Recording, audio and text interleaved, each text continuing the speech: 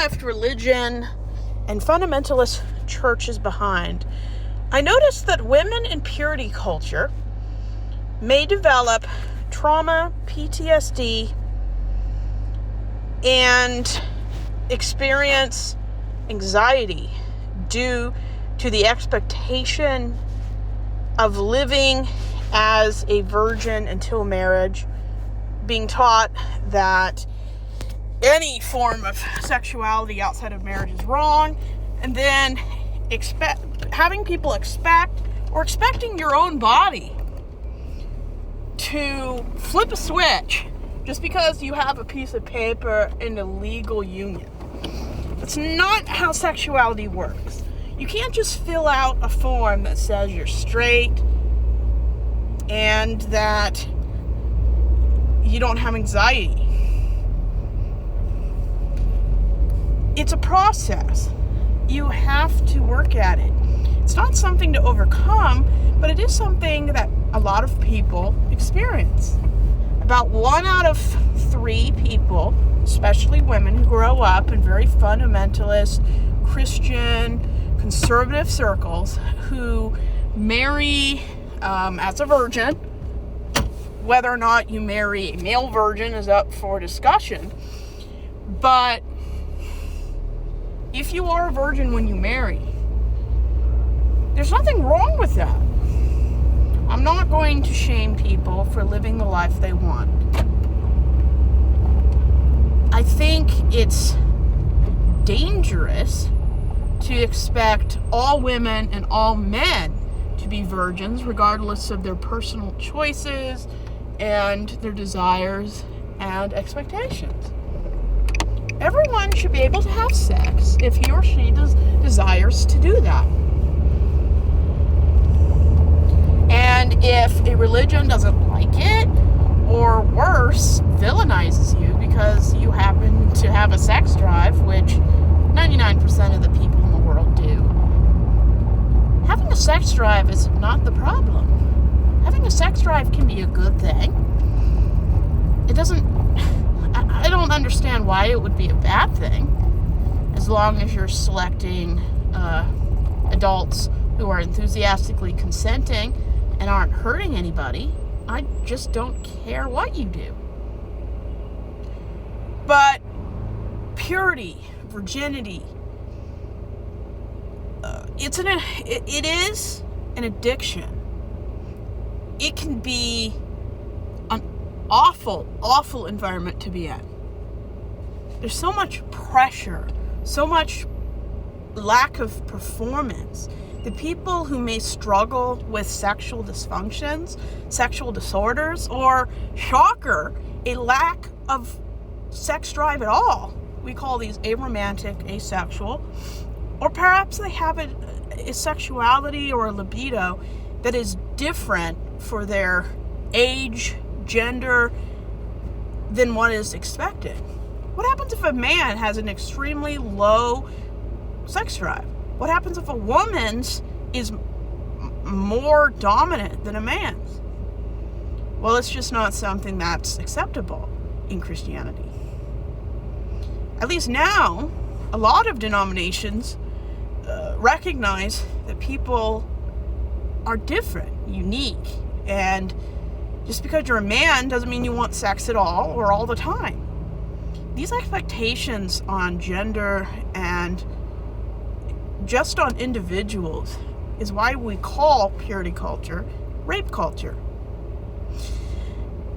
Expecting men to want it all the time, to want to have it with everyone, perpetuates a toxic masculinity. Just because you're a man doesn't mean you want it right now, at all, or all the time. But our society doesn't respect men who don't want it all the time. And if the worst happens and a boy or a man is targeted, assaulted, or groomed, society, it took them years to realize that there are men out there, there are boys that experience as that. And I feel a lot of compassion for people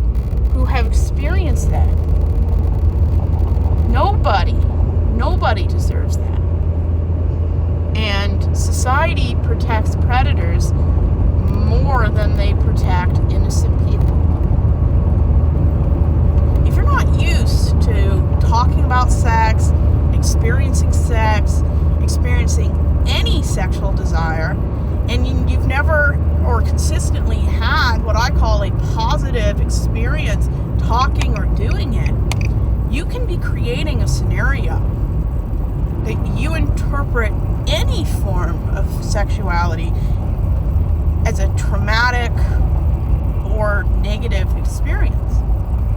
1 out of 3 women in churches, they can or do, chronic or acute, experience sexual dysfunctions.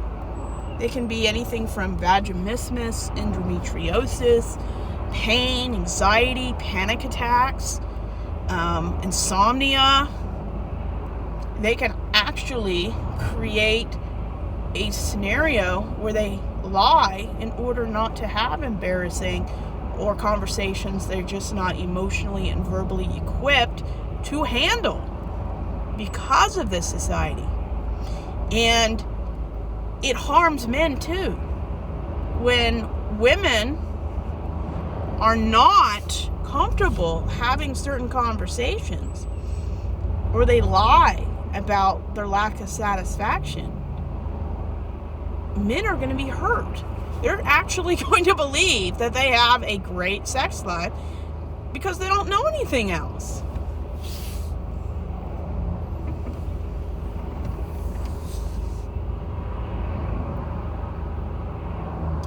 And it's sad because women deserve an amazing experience. They deserve to experience everything that men usually take for granted.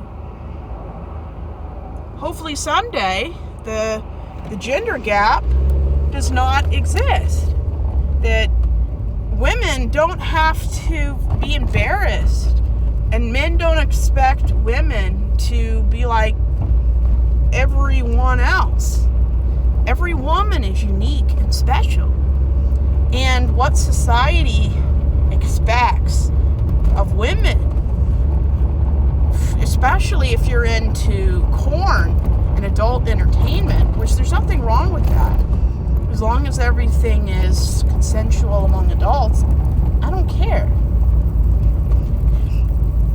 Porn sets up a scenario, possibly, that women's desires don't matter and that women's needs are irrelevant or something that just needs to be silenced.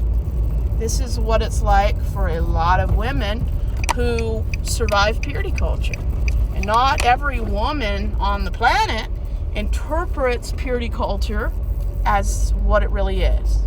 Purity culture sets up women to be victims, to be unhappy, and women deserve so much better. They deserve to be happy and fulfilled. They should not have to advocate for themselves. But women have to, because what else can they do? Men do not consistently focus or care about women. And it's so prevalent, we don't even interpret it as something that just doesn't exist. And it does. Women experience so much prejudice and bigotry and silence that a lot of women, a good percentage, internalize the feelings of shame, guilt, and just disgust internally. It's the same with homophobia. If you don't have consistent positive conversations about your desires, your lack of desire, your needs, your wants, and your expectations, or worse, they expect you to flip a switch and perform when you've never allowed yourself and no one has allowed you to explore any of those things in thought, action, or a combination of the two. There are a lot of women who are so traumatized by flipping or trying to flip the switch that their body interprets consensual married sex as assault. And I talked to my mom about this. Did she ever experience mild or extreme versions of this kind of thing. And she said, mildly. It's hard for women to go from being virgins who never think about sex, never explore their desires, to flipping a switch, and they have to perform like porn stars. It's impossible for women to go from 0 to 200 in the span of 12 hours. I mean, you can do it, but how is your body supposed to register that? And there's a lot of disappointment, misery, unhappiness. A lot of people don't even survive their first year because they're so ill-equipped to go from not living together, not having sex together, not sharing a life, to being thrown into the deep pool, never learning how to swim. And a lot of women out there, they internalize their shame, fear, and their inability to advocate for themselves or even have agency. They internalize it the same way with homophobia. And women's bodies are designed to take stress, to multitask. But women's bodies are more likely than men to develop autoimmune and painful disorders, psychological or physical, because of how society strips women of autonomy. There are women out there that have panic attacks. They throw up. They curl into the fetal position because their body is telling them, you're not safe. And it's not because their partner is a rapist, a molester, or a dangerous man. I mean, that does happen. I'm never going to say it doesn't. But the majority of women who seriously can't handle the 0 to 200 speed in 12 hours, their body can interpret a safe partner as a threat because their body doesn't know how to interpret normal, healthy things when you've never viewed them as something good before you got married. And women, they can go years without even consummating a marriage or even get divorced because men just don't understand. And women don't understand either. Women can live half their lives with endometriosis and vaginismus, and they never knew it existed. There's a lot of good men out there, or even just partners in general. They just don't know what's wrong. That doesn't mean they're not supportive, which a lot are. It is really hard to have a problem that society never acknowledges exists. I think it's an extremely dehumanizing way to view women. Women who suffer from postpartum depression, psychosis, panic attacks, depression, inability to perform and have a normal experience based on the media they've consumed, the BS religion taught them, and how purity culture forms men and women's impressions of themselves can be so detrimental. Some internalize it as a trauma. And when you're not taught that not everybody has excellent sex lives, and some never are able to work it out because they don't have the vocabulary, the medical jargon, or even the emotional maturity to have these conversations.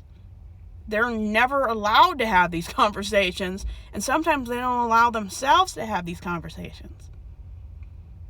And if you grow up in an environment where everything is centered around men, some women just can't view themselves as equals with men. And it's detrimental to everything relationships try to accomplish. How can you have a good sex life if you don't view yourself as equally important, where you view your desires as something that's inconvenient? If a woman doesn't see herself as attractive and desirable, the odds of her being able to experience the same things 99% of men take for granted during sex, it just won't happen. And women are so afraid to even talk about it, the man may not have a clue for 20 years. And I have so much compassion for women. Their religion, their beliefs, their environment, their family set them up to take a nosedive. And if you're lucky enough to want to try again, it can almost feel like you're pushing a boulder up a hill because you don't know how to have a normal marital home and experience. You were taught that when you have sex, things like your body just know what to do. Well, what happens if it doesn't? What happens if your body betrays you or your mind betrays you and you can't do it? What if it's too painful to do it? Christianity, society, misogyny, they say that if you can't perform, you can't do this, you're not a real man or woman. You're broken. How many asexual and aromantic people who don't want an actual sex life or feel any desire, how many of them have beat themselves up, forced themselves, or done things they really didn't desire because society made you think you had to desire this? And the biggest denominations of Christianity in America, they don't acknowledge asexuality even exists. It's erased. Being gay, these people think it's better to be dead than to be gay, which is such a terrible way to view people. What about people who just don't want to have monogamy or even view marriage as something good for them? Well, the church just doesn't permit it. And when you're told that one size fits all, you have to do this, you can't do that, what about people who just can't do it? That can't conform, can't be what they're told their gender, age, and nationality is supposed to do. A lot of them get depressed, some suicidal, others, they just learn that what they want or what they can't do isn't important, so they hide it or deny it exists. Some people, they have such miserable marriages because they're not compatible and nobody has the balls to have the conversation, because marriage doesn't end in church. Even with the worst components, fundamentalist Christianity, you cannot divorce. There is no reason to divorce. That's why Anna Duggar is still married to Josh Duggar. It's better to suffer in this life as a wife who people view as broken but really isn't, than to divorce. There's more shame in divorce than realizing we need to get divorced because we just can't do what society expects us to do. There shouldn't be shame in that. But some women internalize their problems so deeply, they won't even talk about it to a professional. And women, they can go decades, their whole life, feeling like they're broken, and they're not broken. They're just different. Sometimes they're ignorant. Some people, you're just part of the 1% that doesn't want a traditional relationship because that's just not you. The asexuals, the aromantics of the world, or anything in between.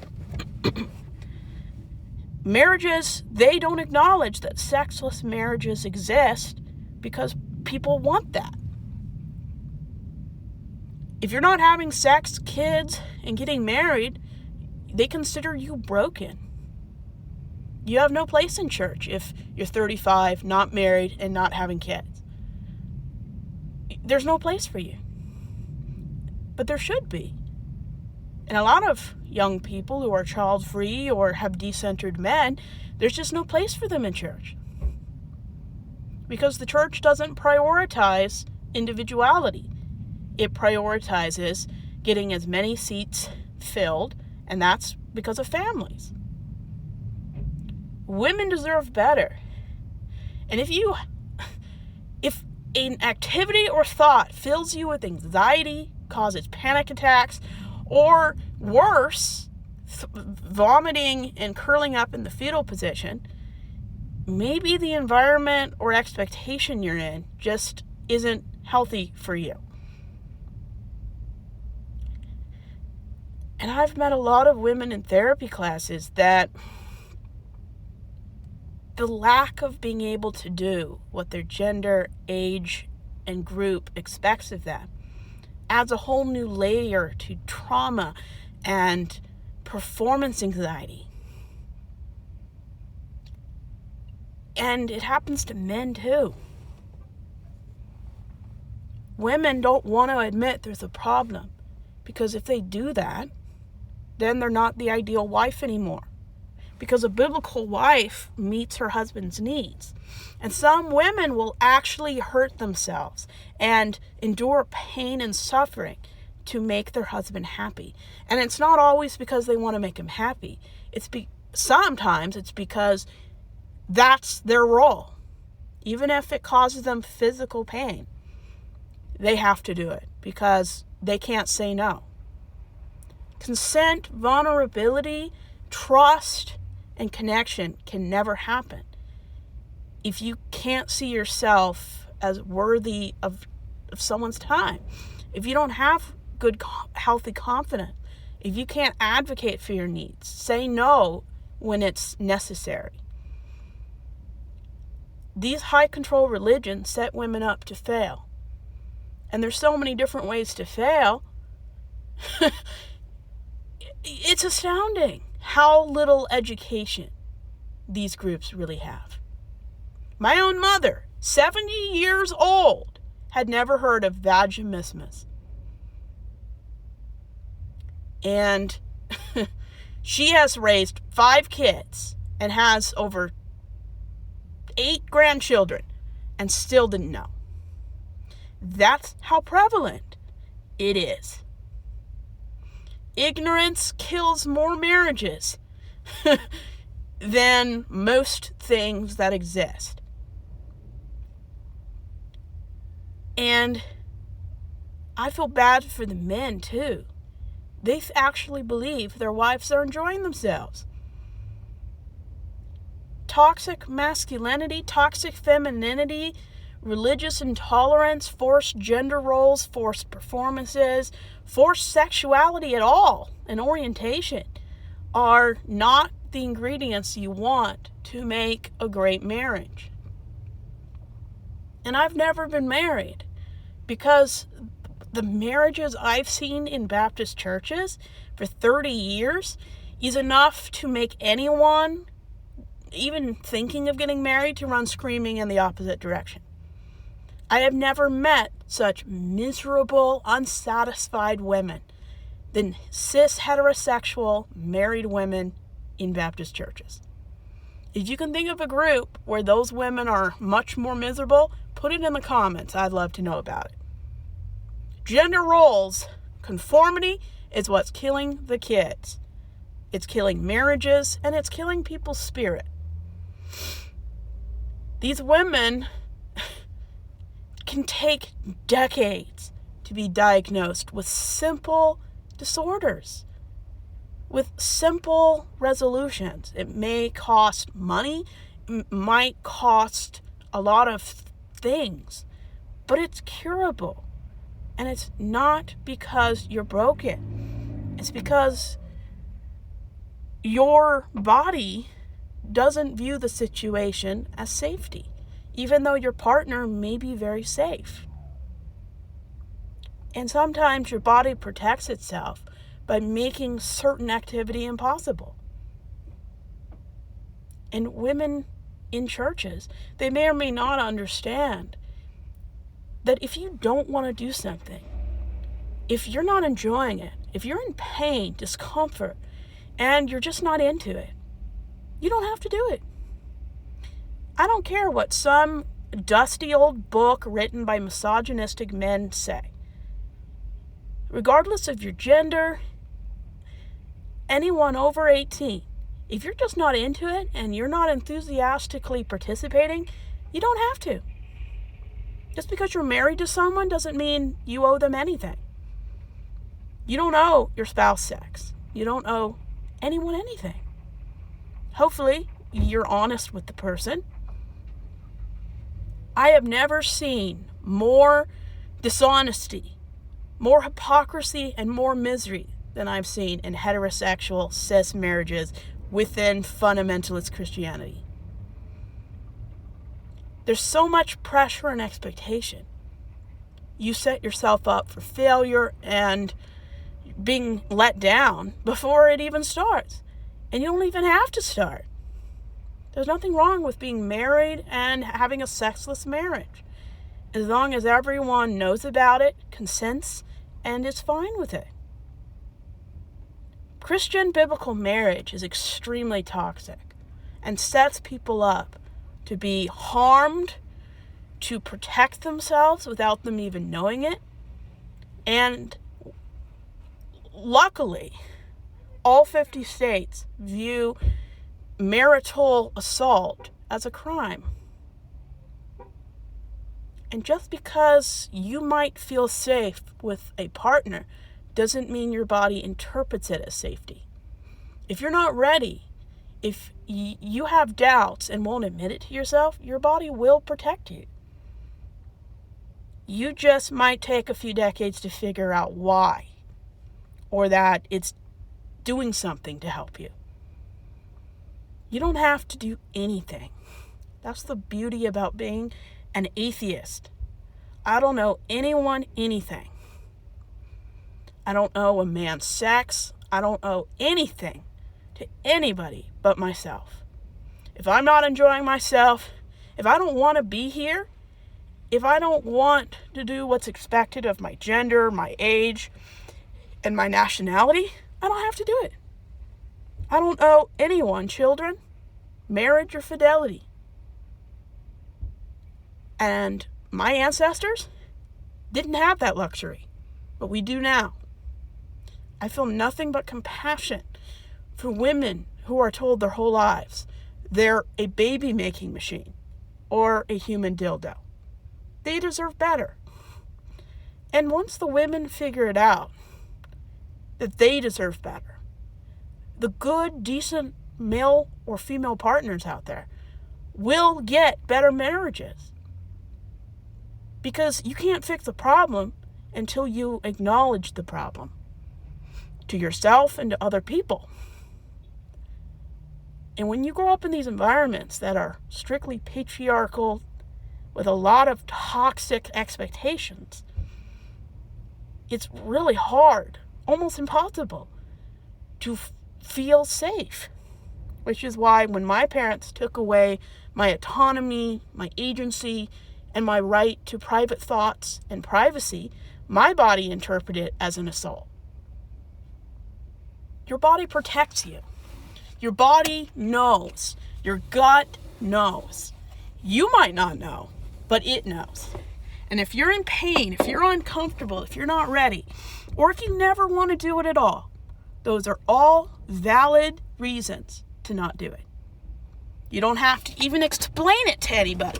But if you have a long distance, a long ongoing partnership, you might want to explain it to the person. That way they don't misinterpret your lack of interest or lack of desire as something that they're doing. And make your own rules. Design your own life. And if the Bible or Christians or toxic religion or the patriarchy doesn't like it, fuck them.